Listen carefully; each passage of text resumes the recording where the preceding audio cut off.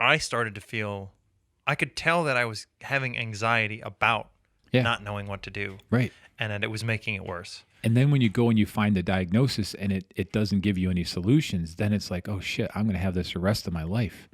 And it's so rare that anyone has anything the rest of their life. It's just so rare. The musculoskeletal system is constantly adapting and healing. It's real. I can say bold things to people because the majority of times that's how it is. People think that, oh, I have back pain, I'm going to have the rest of my life. 90% of people get better. It's like ridiculous. And yet that 10%, they seem to scream the loudest. So everyone's like, oh, I have an uncle and he's been, in a wheelchair. People don't go in a wheelchair from back pain. The way the nerves work out, you can have a weakness in a muscle or two, but you never lose all your legs. And if you do, it's such a rare thing. I've never treated it in 22 years. So it's that kind of rare. And I wonder if this, because your body's going to fix itself. Yeah. An intuitive way you feel this is why people in your family live so long. Yeah. Maybe. Yeah. Farmers. Yeah, that's true because you can't. I have to. My grandfather, he had torn his rotator cuff like working with bales of hay, and he was eating dinner at our house and he couldn't lift his hand to his mouth. And I'm like, what's up with your shoulder? Oh, I hurt that a few years ago. Like, geez, did you go get looked at? I don't have time for that. So he just kept going. He just used his other arm. It's making me think of my parents because my dad came from farmers, my mom did not. And so my dad doesn't, like, if something bothers me, I kind of give it some time. Yeah. Because I've experienced this where I go to the doctor and they tell me something when they don't really know. Yeah. And then I feel like, oh, I have this problem. Yeah. But if I just give it some time to work itself out, it'll go away. Right. And my dad gets that, but my mom will just have this anxiety about, like, you have to go to the doctor. You have to figure out what the problem is. Yeah.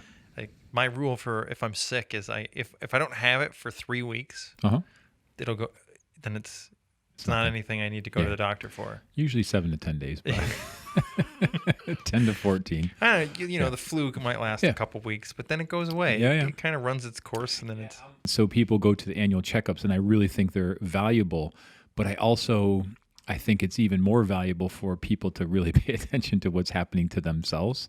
And probably the best scenario is doing both. So you have the feedback, because we do know if you catch things when they're small, they go away quick. So bad things like cancers and things like that, if you wait and, the wait and see attitude, and it's been a couple years, it can be too late then. That's true. And I have tons of patients that, like, they had a real injury and they thought, I'm just going to wait and see if it goes away, which is fine for a couple weeks, but we're talking like 6-8 months. Like, now it's a mess, because now not only do they have the original injury, but they've been walking funny.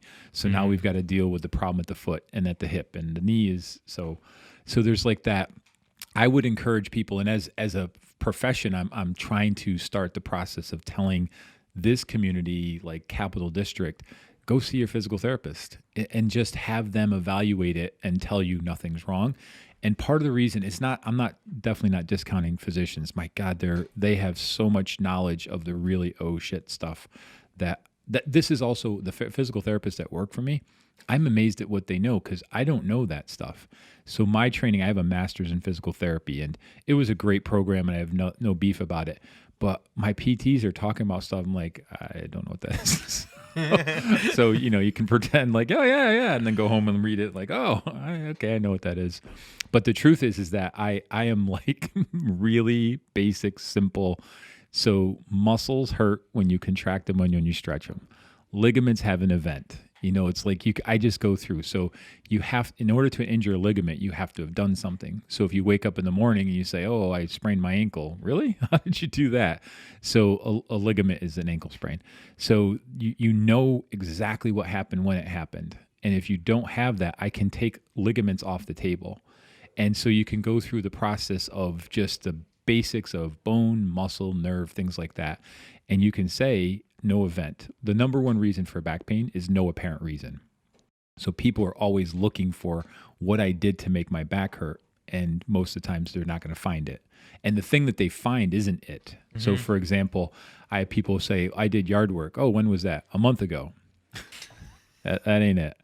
It's remarkable. People think that they did something unusual. I was trimming the hedges. Oh, when did you do that? Literally, they'll say a month ago. It has nothing to do with the pain today. And in the notion, it's that example of the ankle sprain. You roll your ankle, I rolled my ankle. There's not like 3 days later, oh, my ankle's hurting. So if you have an event, then you can get really specific about the injury and what musculoskeletally is going on. And that honestly is where I live. So when I'm asking the questions, I'm asking, is this a joint? Is this a muscle? Is this a ligament? Is it a nerve? Is it a bone? That's it. And the rest of the stuff, the oh shit stuff, what I can tell is if it's not that, it may be the other bad stuff. And so I can eliminate, and I'll tell that to the patients, that I can tell you what it's not. And the longest it's going to take me is a couple weeks, and I can tell you what it's not. And just by going through that process, check it off. If it's a muscle, it's going to respond this way. I anticipate you coming back and telling me X, Y, Z. And if it doesn't do that after a few tries, then I know, okay, let's put muscles on the back burner, move on to the next one. And you just keep going through. And again, that's what I learned at the McKenzie Method, because it is or it isn't. It is a ligament, it is a muscle, it is a nerve, it is or it isn't. And so if it is that, then it should respond as you anticipate. I really like that idea that you said. I think you said about the McKenzie Method that the solution is in the patient. That resonates Patient has all with the me answers. because, I mean, sometimes I can figure out what's going on. For sure. Once in a while. Usually, it's probably because I've had diagnosis of things through my life as a kid that I realized didn't mean anything. Yeah. And I figured out, like I had a lot of stomach problems when I was younger, and I figured out in my 20s, I'm just stressed out, and I'm not relaxed, and right. That's making me all tense, and I'm not. Yeah. So I figured that out, and that's why the cluster headache diagnosis. Yeah. It took me maybe a week to realize that doesn't mean anything. Yeah. Because it just feels like another one of those catch-alls. Right. But the other thing is that it makes sense that the solutions would be like all of the answers are in whoever's body is hurt, because that's whatever the cause is in me. Yeah. So our teacher David would also say that you come to a conclusion when you're tired of asking questions. And in the medical field, that is a very common habit. So to take the time to keep asking the questions when you're not sure, and again, to be very hyper-focused and to keep really narrowing it down, getting more and more precise. So someone gives me a response, I fine-tune the question to get deeper, more and more specific. Yeah. And it requires practice. So I'll hear my therapist asking a question, and it's a fine question, but I'm like puzzling, like, who cares? It's like, that's not relevant today. And it's very, very common, especially with new therapists, to ask a lot of questions about how it's been over the last few weeks. And I'm less interested in that. I'm more interested in how is it right now? Because I have no influence over the last few weeks. Now, it's not that I don't want to know that, because it paints a picture of what your life is like, so I can guide you as to, avoid this, change that kind of thing. But I want to know right now. How are you right now? And I practice this, and I would say a strong majority of the time I'm good at it. There are times that I get lazy myself, but is to really keep the patient coming back to that too, because the tendency is to say it's going to be the same yesterday, today, and tomorrow, and it's really not. And just as a really kind of annoying thing, our body is completely different today than it was yesterday. So the cells of our body are dying off. And so you can't even say that you're the same physical structure today that you were yesterday. And that's literally happening all the time. And so when people would come in and they would talk about these pains that they had for the 50 years, and it's the exact same pain, it's not physiologically possible to be the exact same pain. And what it is the memory of something. And then when you repeat the memory, that memory, the pathway grows stronger for that. But it's not even true. So our experience of what's happening is always delayed. So it's not even happening right now. It just happened, that kind of thing. And so I worked with chronic pain patients for a number of years, not by choice. It just, I attracted them into my life somehow. But it was good because I really, again, honed things and started to find, I like to break up people's beliefs. So if you come in with a strong belief, I have a cluster headache, then I try to figure out all the things I can say to show you how it's not that. And if it is a cluster headache, fair enough, it is, and we'll treat it that way. But if I can find one gap in it, then I know, okay, there's something else here, and we've got to dig deeper to find that. And people are very protective of their diagnoses. So I have a gentleman right now who had a herniated disc 30 years ago. It's not there anymore. So the body has healed it, and there's all kinds of data that after 3 months, most people's discs, like a 70%, are completely healed. So the notion that I have a herniation from 10 years ago and still have it, it's not likely the truth. And in that amount of time, degeneration has taken place. So a bulging disc is so the disc is kind of like, it's in the middle of it's the consistency of toothpaste, and it's kind of like, how do I describe it? People will use examples like a jelly donut stuff. It's not like a jelly donut, but the disc has a thing in the middle called the nucleus. And then the outer portion of the disc are these little rings that go around. And the rings meet at 66 degrees, which is interesting because it's where it's at the strongest to absorb forces. It's similar to corrugated cardboard. So corrugated cardboard has a stiffness to it. Flat cardboard just crumbles up. So the little holes in the corrugated cardboard is which gives it stiffness. So the disc has these little rings that go around, and they meet at 66 degrees. Makes a triangle. Yeah, so one goes clockwise and the other goes counterclockwise, and they keep meeting at those angles to provide that. So if you took a compression and you compress two vertebrae together, the bones will break before the disc does. But just like with corrugated cardboard, if you bend in the front, it'll collapse.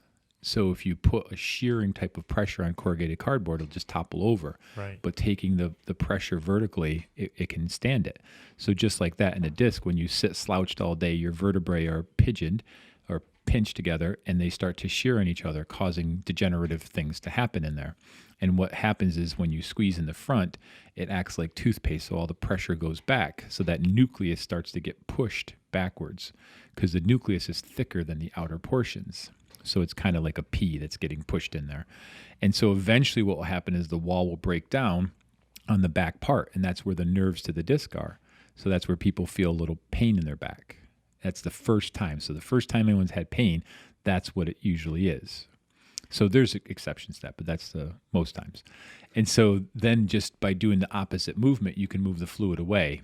And as time goes on, that will continue to accumulate, and the back wall will stretch out, bulging disc. If it continues to stretch out further, you have a herniated disc. So when that happens, people will have severe pain, and sometimes they'll get nerve pain that goes along with it. But over time, they don't stay in that position their whole life. So the body will heal it. It'll start to migrate back. It'll try to mend it up. And then if you look and took an MRI, most people years later, it's different. And this is an extreme example, but I had a gentleman who had a disc that had dropped down 2 vertebrae levels, which is massive. So it herniated so far that instead of being out at its level, it had actually dropped down the spinal canal and gone down 2 separate levels. I mean, it was enormous. And he refused surgery because he'd had a surgery in the past and it didn't go well. I saw him years later, and he brought in the MRI and showed it to me, and the disc was completely healed. And so that massive of a herniation, which is the biggest I've ever seen, that healed itself. And it was him persisting. Did he have pain? Yes, he did. But he kept moving, he kept doing activities, and the body healed itself. And in the U.S., we do more spine surgery than the rest of the world combined. And so if you just think we're 300 million, there's 8 billion, and we're doing more surgery than everybody else. And part of that is Americans are wimps, and they want immediate fixes.